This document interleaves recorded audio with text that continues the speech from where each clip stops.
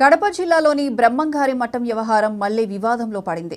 ఈ విషయం కోర్టు పరిధిలో ఉండగా కొంతమంది దౌర్జన్యంగా మఠాధిపత్యాన్ని చేజిక్కించుకోవడానికి ప్రయత్నిస్తున్నట్లుగా దివంగత పీఠాధిపతి వీరభోగ వసంతరాయల వారసుడు వెంకటేశ్వర స్వామి భార్య ఆరోపిస్తున్నారు.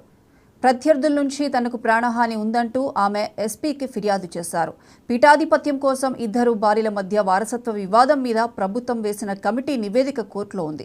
వెంకటేశ్వర స్వామి పెద్ద భార్య పిల్లలు దౌర్జన్యంగా ఆధిపత్యం దక్కించుకునే ప్రయత్నం చేస్తున్నారని, ఈ క్రమంలో బెదిరింపులకు పాల్పడుతున్నారని చిన్న భార్య మహాలక్ష్మి ఆరోపిస్తున్నారు. ఈ విషయమై ఆమెతో పాటు ఆమె సలహాదారు ఈరోజు మీడియాతో మాట్లాడారు. స్వామివారి మఠం పూజ్య మఠాధిపతి గారైన ధర్మపత్నిని స్వామివారి 5వ కొడుకు శ్రీ గోవింద స్వామివారిని తదుపరి మఠాధిపతిగా శ్రీ వీరబ్రహ్మేంద్ర స్వామివారి ఆత్మ ప్రబోధానుసారం నియామకం చేశారు.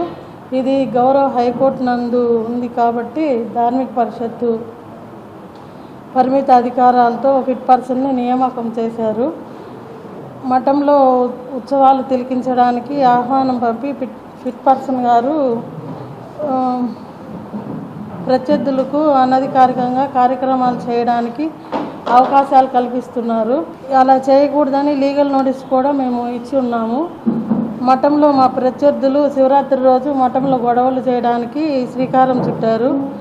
మఠం వచ్చిన మా బావగారిని కూడా కొట్టడానికి, చంపడానికి ప్రణాళికలు వేసున్నారు. వారు మాకు మద్దతు ఇస్తారని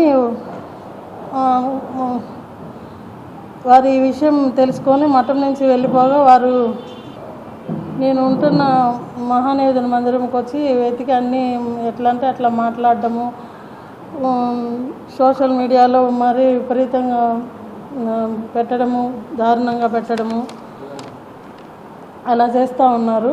బ్రహ్మేంద్ర స్వామివారి మఠం పూజ్య మఠాధిపతి గారైన ధర్మపత్నిని స్వామివారి 5వ కొడుకు శ్రీ గోవింద స్వామివారిని తదుపరి మఠాధిపతిగా వీటన్నిటి మీద చర్య తీసుకోవాలని మేము ఎస్పీ గారికి ఫిర్యాదు చేశాము. అలానే హైకోర్టులో కేసు తేలి నూతన మఠాధిపతి గారు వచ్చేంతవరకు కూడా ఎలాంటి పరిస్థితుల్లో కూడా ప్రత్యర్థుల్ని కార్యక్రమాలు చేయడానికి కానీ అలా అవకాశాలు ఇవ్వరాదని గురుపత్ని గారు కోరుతున్నారు.